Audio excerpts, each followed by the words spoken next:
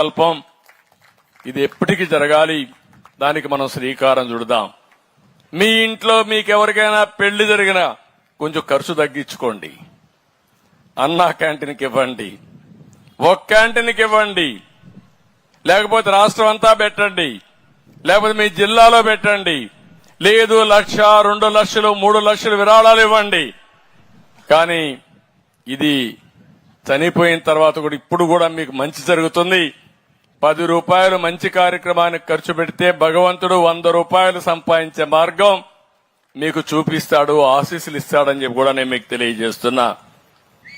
అందుకని దీనిపైన డిజిటల్ విరాళాలు కూడా సేకరించాలని చెప్పి ముందుకు పోతున్నాం.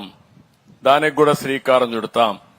ఇక్కడికి వచ్చినప్పుడు మీరు చూశారు, నేను ఈరోజు ఏదైతే 78వ స్వాతంత్ర దిన సందర్భంగా నేను ఒక ఉపన్యాసం చెప్పాను.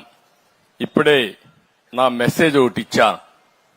అందులో మీరు చూస్తే రాబోయే 23 ఏళ్ల తర్వాత మన దేశం 100 సంవత్సరాల స్వాతంత్ర దిన ఉత్సవాలు జరుపుకుంటున్నాం. 23 ఏళ్లే. ఈ 23 ఏళ్లలో మనం అందరం సంకల్పం చేసి ఒక పద్ధతి ప్రకారం పనిచేసి ప్రపంచంలోనే అగ్ర దేశంగా తయారవుతాం. నాకు ఏమాత్రం అనుమానం లేదు.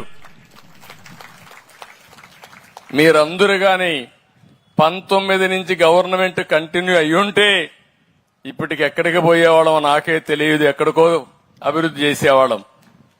మీరందరూ అనుకున్నారు 2004లో ఆ రోజు నేను ముఖ్యమంత్రిగా ఉన్నాను. అప్పటి వరకు హైదరాబాద్ గాని మొత్తం రాష్ట్రంలో అనేక అభివృద్ధి కార్యక్రమాలు చేశాం.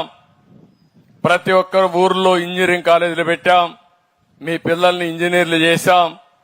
దానితో హైదరాబాద్ అంతా కూడా బాగా అభివృద్ధి అయింది. నాకంటే ఇంకా కొత్తగా వస్తే బాగా చేస్తారని మీరు ఆ రోజు ఓట్లు వేరే పార్టీకి వేశారు. దాని పర్యవసానం 2014 రాష్ట్రం 2గా విడిపోయే పరిస్థితికి వచ్చాం. అది జరిగింది. మళ్లీ నేను ఒక ప్రతిష్టగా తీసుకున్నాను. మళ్లీ రాష్ట్రాన్ని ఘాటిలో పెట్టాలని చెప్పి ఆలోచించాను. ఎప్పుడూ జరగని విధంగా మీరు చూస్తే 120 సంక్షేమ కార్యక్రమాలు ఇస్తూ అభివృద్ధి కార్యక్రమాలు చేస్తూ సంపద సృష్టించే మార్గాలకు ముందుకు పోయాం. దానివల్ల 13.5% జీఎస్టీపీ అభివృద్ధి అయింది. పేదవాళ్ల తలసరి ఆదాయం, అందరి తలసరి ఆదాయం పెరిగింది. మీ జీవన ప్రమాణాలు పెరిగాయి. కానీ 2019లో మళ్లీ మీ ఆలోచన మారింది. ఒక సైకోని తీసుకొచ్చుకున్నాం.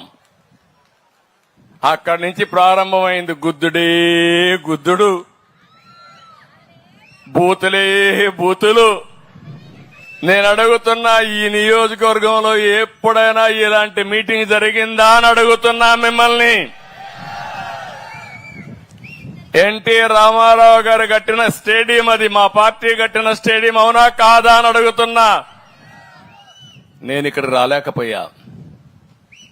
అంటే ఏంటి ఆ రాచకం, ఏంటి ఆ విధ్వంసం? మాట్లాడితే బూతులు. ఈ కాన్స్టిట్యున్సీలో ఏం జరిగిందో మీరు చూశారు. ఆడబిడ్డలు కూడా సోషల్ మీడియాలో కడాన అందరూ ఉన్నారు. నాకు కూడా తప్పలేదంటే ఆ బాధలు. ఎలాంటి పరిపాలన సాగిందో ఒక్కసారి మీరు ఆలోచించండి. అలాంటి మాఫియా ఒకటి కాదు, అన్ని మాఫియాలే. మామూలు కాదు. వీళ్ళు అంతా ఎక్కడ దొరికింది అక్కడ దోచేసుకున్నారు. ఇసుక మాఫియా,